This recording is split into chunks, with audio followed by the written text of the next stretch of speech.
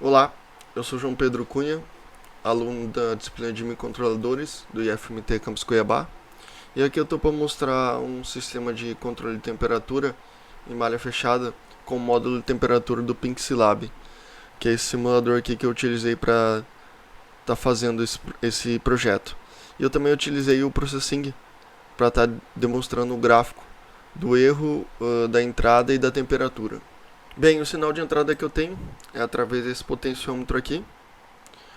E o erro ele é calculado através do meu sinal de entrada e a temperatura que eu tenho aqui, como será demonstrado no código. E com esse erro calculado aqui, ele vai gerar um valor de PWM que vai ser aplicado nesse resistor. Para esse problema eu também utilizei um distúrbio, que é esse cooler aqui. Certo, como vocês podem ver, eu vou exigir uma temperatura um pouco alta aqui e vamos ver como que vai funcionar no simulador.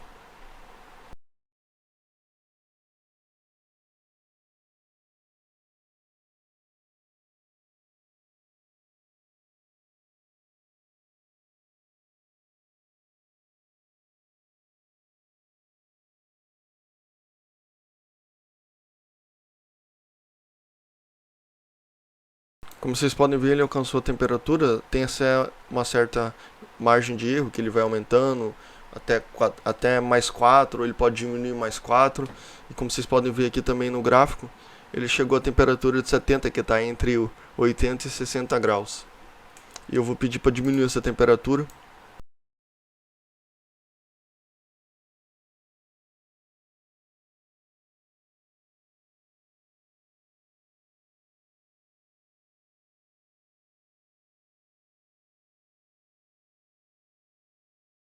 Como vocês podem ver, chegou no valor de referência aqui. E agora eu vou estar mostrando o código para vocês. Bem aqui na hora... Bem, agora eu vou mostrar o código de maneira bem simples, que eu vou estar disponibilizando.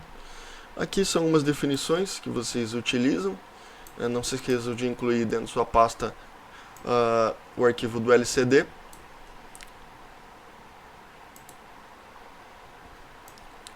Aqui são algumas definições, padrões também.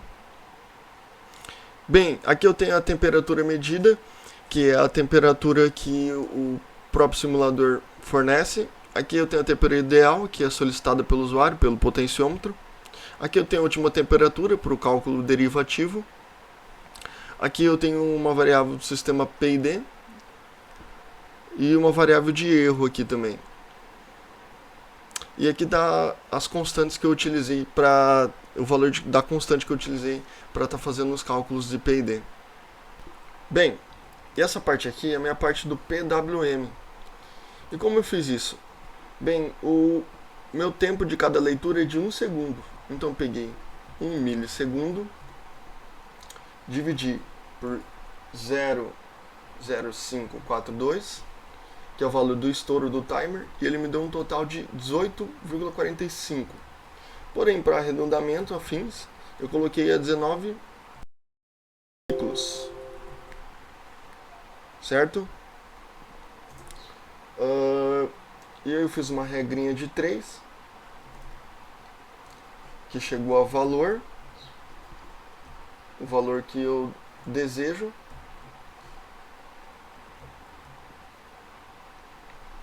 A 19, que é o valor de ciclos, dividido por 100.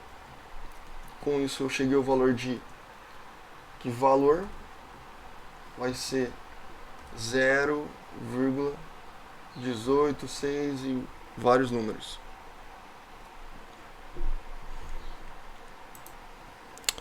Bem, e como funciona esse PWM? Quando o valor de T0 for maior que passo, ou seja, o resistor vai ser ligado. Se não for maior, o resistor vai ser desligado. E a cada ciclo que acontece, vai adicionar um passo a mais. E quando o passo for 19, eu zero a variável passos. Bem, agora abaixo eu tenho umas definições aqui que são padrão, de quando você cria o arquivo no CSS Compiler. Aqui é a parte da temperatura medida, que nós tivemos que dividir por 2. Aqui é a parte da temperatura ideal, é onde você ajusta a sua leitura ADC através do potenciômetro ADC. Aqui é a parte da ventoinha, né, do cooler, que você habilita ela. Bem, e essa parte aqui foi mais ou menos que a gente teve que nos adaptar ao simulador, porque o simulador não chega a 0 graus, então nós tivemos que fazer uma adaptaçãozinha, que o simulador, a mínima temperatura que ele chegar seria 28, como vocês podem observar no programa anteriormente, no simulador anteriormente, e o máximo valor que ele chegaria seria 50 mais, que é 68. Então isso daqui é basicamente só uma adaptação que nós fizemos para não ter erro no programa. Aqui eu atribuí o tempo leitura para 1 segundo, né? Que vai ser a quantidade de tempo que vai demorar para fazer outra leitura. Bem, entrando agora na parte do controle PID, vou explicar para vocês. O erro, o que é o erro? Ele é basicamente a temperatura ideal, a temperatura que o usuário pede, menos a temperatura medida, que é a temperatura que está medindo no software.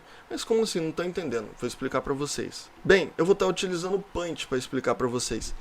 Considerando que essa reta aqui é o valor requisitado pelo usuário e ele seja constante, o erro, o que acontece? O erro é nada mais, nada menos que a diferença entre a temperatura que o usuário requisita e a temperatura medida pelo programa,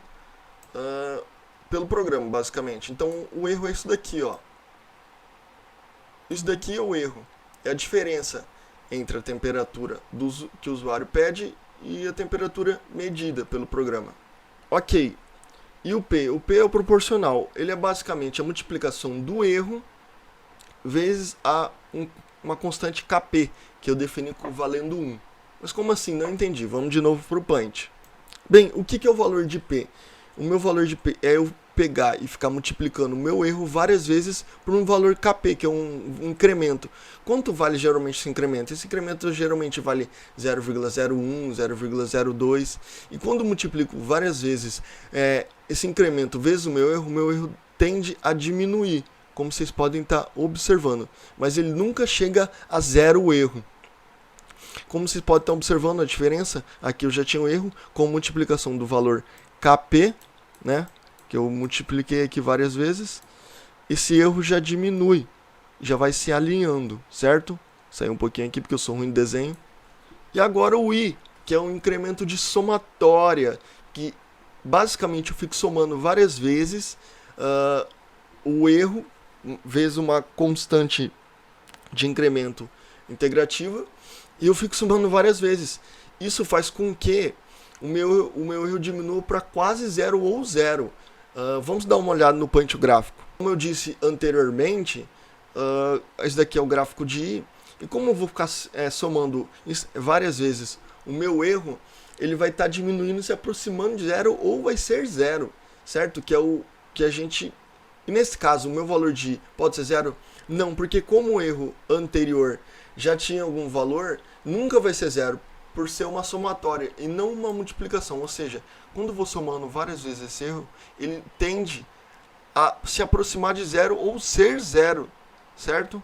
Aqui é o meu fator D, que é o meu fator derivativo, que ele está relacionado com a variação, relacionado com a velocidade. Ou seja, o meu fator que quanto mais for maior, mais rápido o meu gráfico vai zerar o erro, basicamente.